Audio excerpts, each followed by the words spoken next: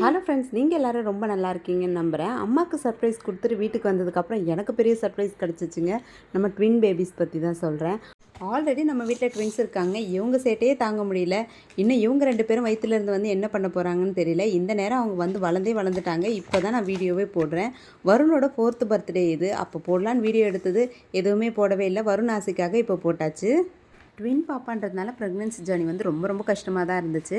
அதனால் வீடியோ எதுவுமே போடவே இல்லை. இந்த டைம்லேயே பார்த்தீங்கன்னா என் தங்கச்சிக்கும் கல்யாணம் ஆயிடுச்சு. ட்வின் பேபிஸ் வந்து 8 மாதம் ஆயிடுச்சுங்க. இன்னும் 2 மாதம் விட்டால் அவங்க நடக்கவே ஆரம்பிச்சிருவாங்க.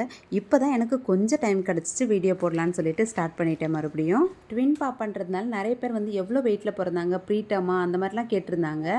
அது எல்லாமே டீட்டெயிலாக உங்களுக்கு நான் இன்னொரு வீடியோவில் போடுறேன். அது பார்க்குறதுக்கு நம்ம சேனலை மறக்காமல் சப்ஸ்கிரைப் பண்ணிக்கோங்க. பாப்பாங்க பிறக்கும்போது இவ்வளோ குட்டியாக தாங்க இருந்தாங்க. இப்போ இந்த ஃபோட்டோவில் பார்க்குறதுக்கு கொஞ்சம் பெருசாக தெரியுறாங்க. ஆனால் ரொம்ப குட்டியாக இருந்தாங்க. இப்போ பாப்பாங்க எப்படி இருக்காங்கன்றது எல்லாமே நான் அடுத்த வீடியோவில் போடுறேன். தேங்க்யூ ஃபார் வாட்சிங்.